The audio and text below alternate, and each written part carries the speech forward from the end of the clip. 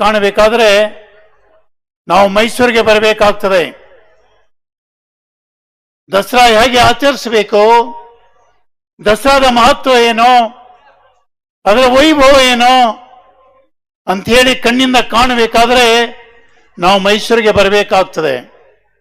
ಒಂದು ಜಾತ್ರೆ ಅಂದ್ರೇನು, ಜಾತ್ರೆಯ ವಿಶೇಷತೆ ಏನು, ಒಂದು ಜಾತ್ರೆಯನ್ನು ಹೇಗೆ ಆಚರಣೆ ಮಾಡಬೇಕು, ಒಂದು ಕಡೆಗೆ ದೈವದ ಕರುಣೆ, ಇನ್ನೊಂದು ಕಡೆಗೆ ಭಕ್ತ ಸಾಗರ, ಆ ರೀತಿಯ ಒಂದು ಜಾತ್ರೆಯನ್ನು ಕಣ್ಣಿಂದ ಕಾಣಬೇಕು ಅನ್ನೋದಾದ್ರೆ ಅದಕ್ಕೆ ಬೇರೆ ದಾರಿ ಇಲ್ಲ, ನಾವು ಕೊಪ್ಪಳಕ್ಕೆ ಬರಬೇಕಾಗ್ತದೆ.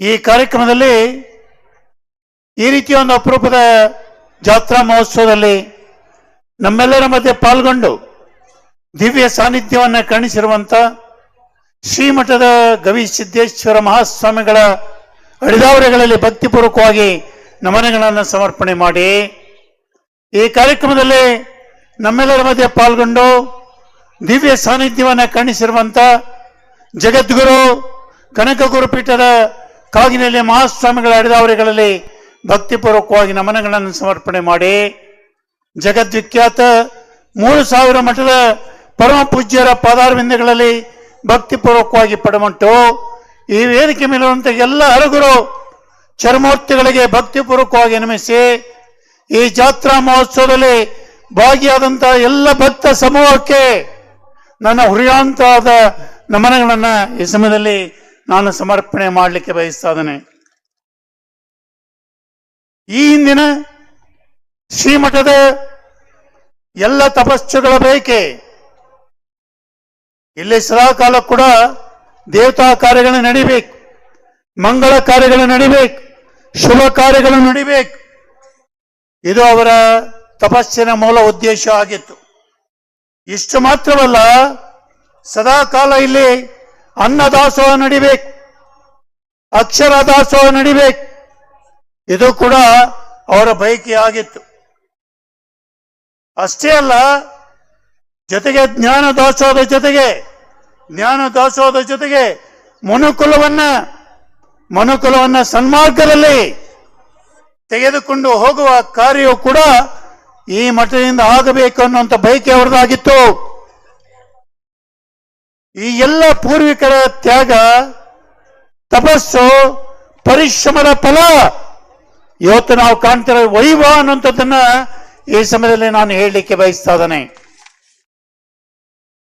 ಅದರಲ್ಲಿ ಕೂಡ ಸದ್ಯದಲ್ಲಿ ಶ್ರೀಮಠದ ಮಠಾಧೀಶರಾಗಿ ಪೀಠಾಧೀಶರಾಗಿ ಕಾರ್ಯನಿರ್ವಹಿಸುತ್ತಿರುವ ಶ್ರೀಗಳ ಬಗ್ಗೆ, ಶ್ರೀಗಳ ವ್ಯಕ್ತಿತ್ವದ ಬಗ್ಗೆ ಒಂದು ಸರಿ ಅವಲೋಕನ ಮಾಡುವಾದರೆ, ದಕ್ಷಿಣ ಕರ್ನಾಟಕಕ್ಕೆ ನೀವು ಬರೋದಾದರೆ ನನಗೆ ಸಿದ್ಧಗಂಗಾ ಶ್ರೀಗಳ ಪ್ರತಿರೂಪವಾಗಿ ಅವರು ಕಾಣ್ತಾರೆ.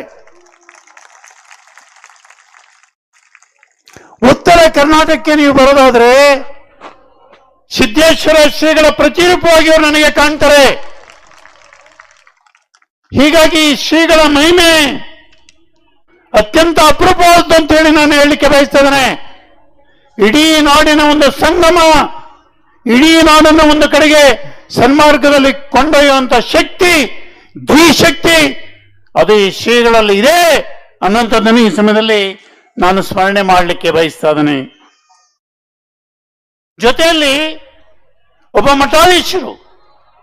ಮಠಾಧೀಶರು ಹೇಗೆ ಸಮಾಜವನ್ನ ಮುನ್ನಡೆಸಬೇಕು, ಸಮಾಜಮುಖಿಯಾಗಿ ಹೇಗೆ ಕಾರ್ಯವನ್ನು ನಿರ್ವಹಿಸಬೇಕು ಎಂಬುದಕ್ಕೆ ಒಂದು ಜೀವಂತ ಉದಾಹರಣೆಯನ್ನು ನಾವು ಕಾಣಲಿಕ್ಕೆ ಸಾಧ್ಯ ಇದ್ರೆ, ಆ ರೀತಿ ಭವಿಷ್ಯ ನಮ್ಮ ಕಣ್ಣು ಮುಂದೆ ಕಾಣುವಂತ ಒಂದು ಅಪರೂಪದ ವ್ಯಕ್ತಿತ್ವವನ್ನು ನಾವು ಮೆಲುಕು ಹಾಕೋದಾದ್ರೆ ಆ ಕೀರ್ತಿ, ಆ ಯಶಸ್ಸು ಸದ್ಯದ ಶ್ರೀಗಳಿಗೆ ಸಲ್ಲುತ್ತೆ ಅನ್ನುವಂಥದ್ದನ್ನು ಕೂಡ ಈ ಸಮಯದಲ್ಲಿ ನಾನು ಹೇಳಲಿಕ್ಕೆ ಬಯಸ್ತಾ ಇದ್ದೇನೆ. ನಾನು ಈ ಶ್ರೀಗಳ ವ್ಯಕ್ತಿತ್ವವನ್ನ ಅತ್ಯಂತ ಸೂಕ್ಷ್ಮವಾಗಿ ಗಮನಿಸಿದ್ದೇನೆ. ಅವರ ಎಲ್ಲ ಪ್ರವಚನಗಳನ್ನು ಕೂಡ ನಾನು ಯೂಟ್ಯೂಬ್ನಲ್ಲಿ ಆಗಾಗ ಕೇಳ್ತಾನೆ ಇರ್ತೇನೆ. ನನಗೆ ಸಮಯ ಸಿಕ್ಕಾಗ ಶ್ರೀಗಳ ಪ್ರವಚನವನ್ನ, ಶ್ರೀಗಳ ಭಾಷಣವನ್ನ, ಅವರ ಸಮಾಜಮುಖಿ ಚಿಂತನೆಯನ್ನ ನಾನು ಯಾವಾಗಲೂ ಕೂಡ ಕೇಳ್ತಾ ಇರ್ತೇನೆ.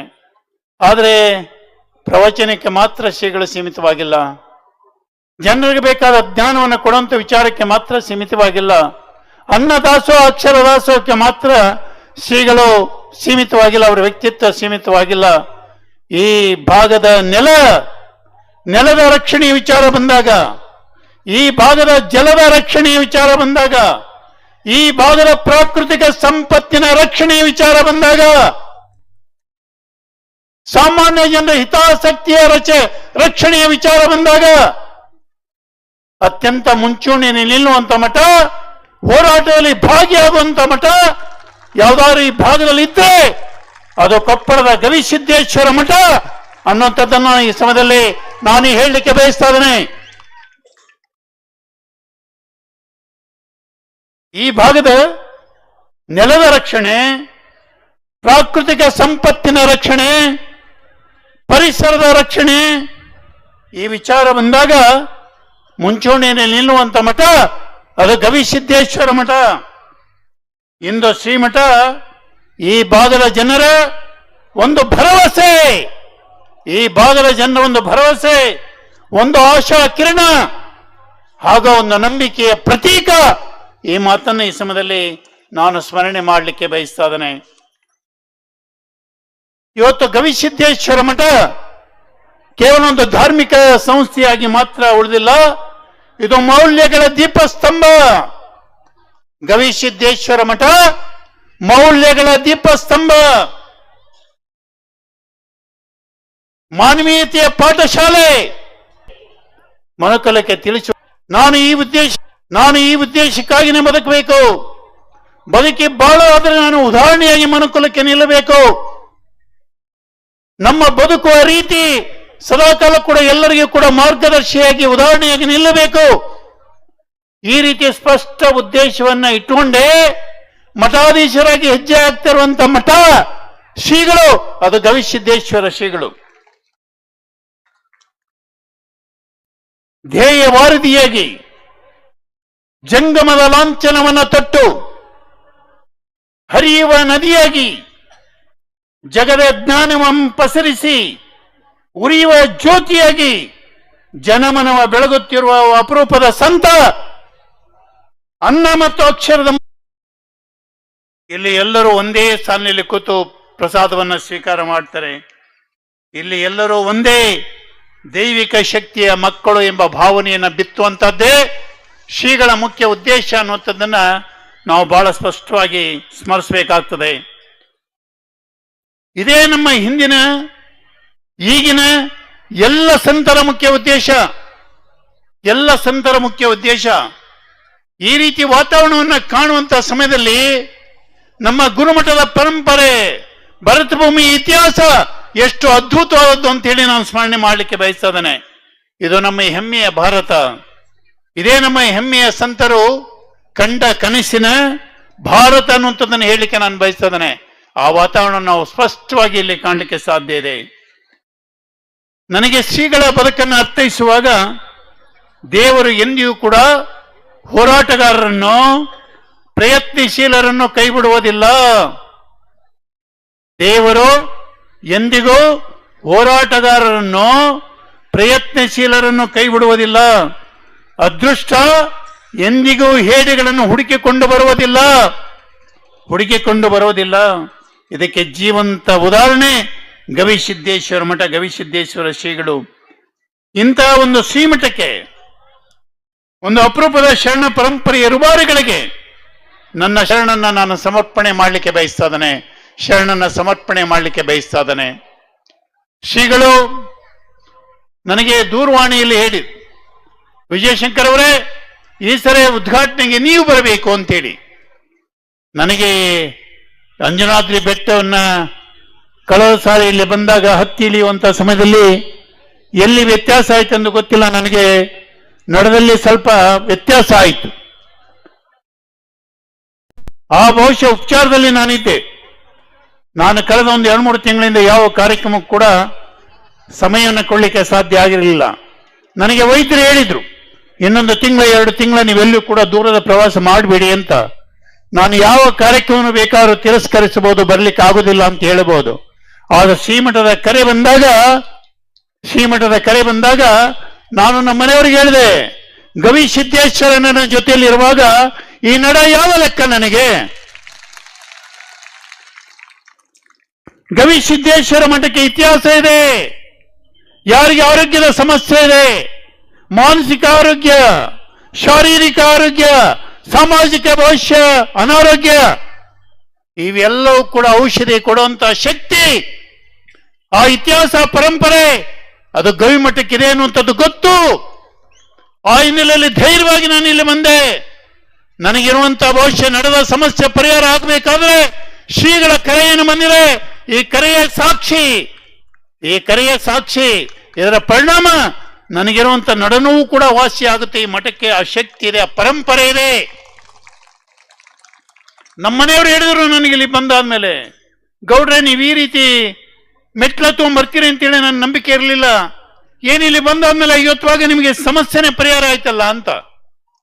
ಬೆಳಗಿಂದ ನಾನು ನಿರಂತರ ಓಡಾಡ್ತಲ್ಲಿದ್ದೇನೆ. ನಾನು ಹೇಳಿದೆ ಇನ್ನೊಂದು 8 ದಿವಸ 15 ದಿವಸ ಶ್ರೀಮಠದಲ್ಲಿ ಓಡಾಡ್ಕೊಂಡಿದ್ರೆ ನನಗೆ ಯಾವ ವೈದ್ಯರ ಉಪಚಾರದ ಅಗತ್ಯವೂ ಕೂಡ ಇಲ್ಲ. ಆ ರೀತಿಯ ಒಂದು ಶಕ್ತಿ, ಮಹಿಮೆ, ಪರಂಪರೆ ಈ ಮಣ್ಣಿಗೆ ಇದೆ, ಮಣ್ಣಿನ ಇತಿಹಾಸಕ್ಕಿದೆ ಅನ್ನುವಂಥದ್ದನ್ನು ಈ ಸಮಯದಲ್ಲಿ ಸ್ಮರಣೆ ಮಾಡಲಿಕ್ಕೆ ಬಯಸ್ತಾ ಇದ್ದಾನೆ. ಇಲ್ಲಿ ನನ್ನನ್ನು ಪರಿಚಯ ಮಾಡುವಂಥ ಹಿರಿಯರು ಬಹುಶಃ ನನ್ನನ್ನು ಪರಿಚಯ ಮಾಡುವಂಥ ಸಮಯದಲ್ಲಿ ಹೇಳಿದರು, ನಾನು ಇಲ್ಲೇ ಕುಕ್ಕನೂರು ತಾಲೂಕಿನ ಬಿನ್ನಾಳ ಗ್ರಾಮದವನು ಅಂತೇಳಿ. ನಮ್ಮ ಪೂರ್ವಜರು ಆ ಗ್ರಾಮಕ್ಕೆ ಸೇರಿದವರು, ನಮ್ಮ ತಂದೆ ತಾತಂದಿರು ಆ ಗ್ರಾಮಕ್ಕೆ ಸೇರಿದವರು. ನಮಗೀಗಲೂ ಕೂಡ ಬಿನ್ನಾಳ ಬಸವಣ್ಣನ ದೇವಸ್ಥಾನ ಏನಿದೆ ಅದರ ಮುಂದೆ ಇರುವಂಥದ್ದೇ ನಮ್ಮ ಮನೆ. ಈಗಲೂ ಕೂಡ ಮನೆ ಇದೆ, ನಾವು ಕಳೆದಿಲ್ಲ ಅದನ್ನ. ನಮ್ಮ ಜಮೀನು ಕೂಡ ಇದೆ. ಆದ 100 ವರ್ಷಗಳ ಹಿಂದೆ ನಾವು ಬ್ಯಾಡಗೆಗೆ ಸ್ಥಳಾಂತರ ಆದಂಥವ್ರು. ನಾವೆಲ್ಲ ಹುಟ್ಟಿ ಬೆಳೆದು ಬ್ಯಾಡಗೆಯಲ್ಲಿ, ಕನಕದಾಸರ ಕರ್ಮಭೂಮಿಯಲ್ಲಿ. ಆದ ನಾನು ಕಾರಣಾಂತರದಿಂದ ನಮ್ಮ ಸಹೋದರಿಯ ಕೌಟುಂಬಿಕ ಸಮಸ್ಯೆ ಹಿನ್ನೆಲೆಯಲ್ಲಿ ನಾನು ಮೈಸೂರಿಗೆ ಸ್ಥಳಾಂತರ ಆದಂಥವನು. ದೈವದ ಇಚ್ಛೆ, ಗುರುಗಳ ಇಚ್ಛೆ, ಅಲ್ಲಿಗೆ ಹೋಗಿ ರಾಜಕೀಯವಾಗಿ ವಿಧಾನಸಭಾ ಸದಸ್ಯನಾಗಿ, ಲೋಕಸಭಾ ಸದಸ್ಯನಾಗಿ, ಮಂತ್ರಿಯಾಗಿ ಕೆಲಸ ಮಾಡುವಂಥ ಭಾಗ್ಯ, ಯಾವುದೋ ದೈವಿ ಶಕ್ತಿಯ ಅನುಗ್ರಹ, ಗುರುಗಳ ಅನುಗ್ರಹ. ಇವತ್ತು ಮೇಘಾಲಯದ ರಾಜ್ಯದ ರಾಜ್ಯಪಾಲನಾಗಿ ಕರ್ತವ್ಯ ನಿರ್ವಹಿಸುವಂಥ ಭಾಗ್ಯವೂ ಕೂಡ ನನಗೆ ಲಭ್ಯ ಆಗಿದೆ. ಮೇಘಾಲಯ ಒಂದು ಅಪರೂಪದ ರಾಜ್ಯ, ಅದು ಪ್ರವಾಸಿ ತಾಣ. ಅದು ಬಹುಶಃ ಮೇಘಾಲಯವನ್ನ ನಾವು ಹಬ್ ಆಫ್ ಟೂರಿಸಂ ಅಂತ ಹೇಳಿ ಕರಿತೇವೆ, ಪ್ರವಾಸಿ ತಾಣ ಅಂತ ಕರಿತೇವೆ. ಅಷ್ಟೇ ಅಲ್ಲ, ಔಷಧಿಗಳ ನಾಡು ಅದು. ಯಾವುದೋ ಮೇಘಾಲಯ ಔಷಧಿಗಳ ನಾಡು. ಹೀಗಾಗಿ ನಾನು ಶ್ರೀಗಳಿಗೆ ಇಲ್ಲಿಂದ ಆಹ್ವಾನವನ್ನು ಕೊಡ್ತಾ ಇದ್ದೇನೆ. ದಯವಿಟ್ಟು ಇವತ್ತು ನೀವು ವಿಚಾರದಲ್ಲಿ ಶ್ರೀಮಠ ಮತ್ತು ಶ್ರೀಗಳು ಯಶಸ್ವಿ ಆಗಿದ್ದಾರೆ ಅನ್ನುವಂಥದ್ದನ್ನ ಈ ಸಮಯದಲ್ಲಿ ನಾನು ಹೇಳಲಿಕ್ಕೆ ಬಯಸ್ತೇನೆ. ಇದು ಒಂದು ತ್ಯಾಗ. ಇದು ಸುಮ್ಮನೆ ಬರುವಂಥದ್ದಲ್ಲ. ಈ ಪ್ರೀತಿ ಮತ್ತು ನಂಬಿಕೆ, ಇದರಲ್ಲಿ ಹಿಂದೆ ತ್ಯಾಗ ಇದೆ, ತಪಸ್ಸಿದೆ, ದುಡಿಮೆ ಇದೆ, ಪರಿಶ್ರಮ ಇದೆ.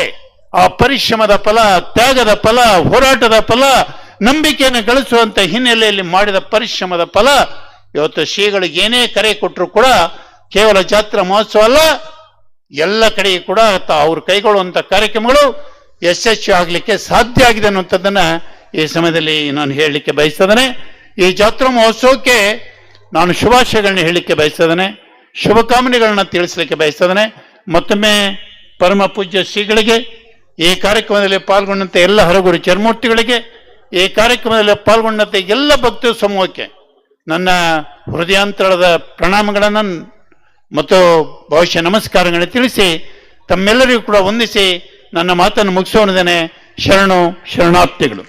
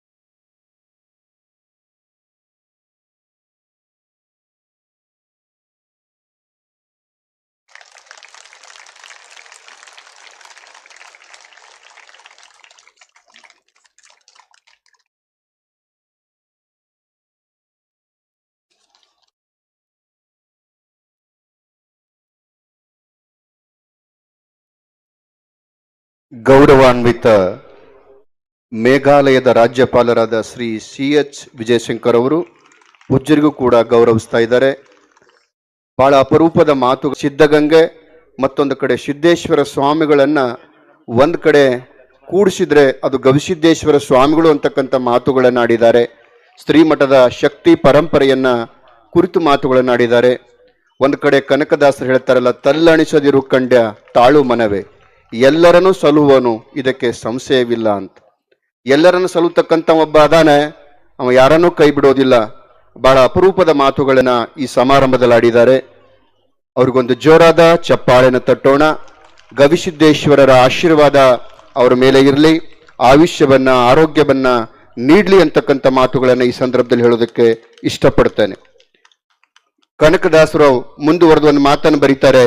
ನವಿಲಿಗೆ ಚಿತ್ರ ಬರೆದವರು ಯಾರು, ಪವಳದ ಲತೆಗೆ ಕೆಂಪಿಟ್ಟವರು ಯಾರು, ಸವಿ ಮಾತಿನ ಅರಗಳಿಗೆ ಹಸಿರು ಬರೆದವರಾರು, ಅವನೇ ಸಲಹುವನು ಇದಕ್ಕೆ ಸಂಶಯವಿಲ್ಲ ಅಂತ. ಇದೆಲ್ಲವನ್ನ ನಿರ್ಮಾಣ ಮಾಡಿರ್ತಕ್ಕಂಥವನು ಭಗವಂತನೇ, ಅವನು ಎಲ್ಲರನ್ನೂ ಕಾಪಾಡ್ತಾನೆ ಅಂತಕ್ಕಂಥ ಮಾತುಗಳನ್ನ ಮನಸಾರೆ ಈ ಸಮಾರಂಭದಲ್ಲಿ ಹೇಳಿದ್ದಾರೆ. ಅವರಿಗೆ ಮತ್ತೊಮ್ಮೆ ಜೋರಾದ ಚಪ್ಪಾಳೆನ ತಟ್ಟಿ ಗುರುಗಳ ಆಶೀರ್ವಾದ ಅವರ ಮೇಲೆ ಸದಾ ಇರಲಿ ಅಂತಕ್ಕಂಥ ಮಾತುಗಳನ್ನ ಈ ಸಂದರ್ಭದಲ್ಲಿ ಹೇಳ್ತಾ, ಈಗ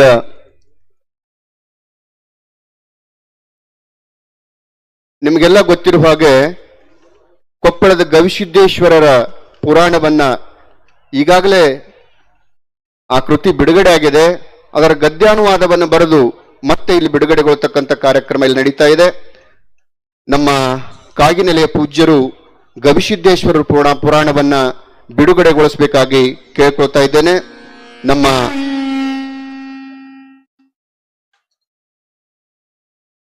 ಒಂದೇ ನಿಮಿಷ.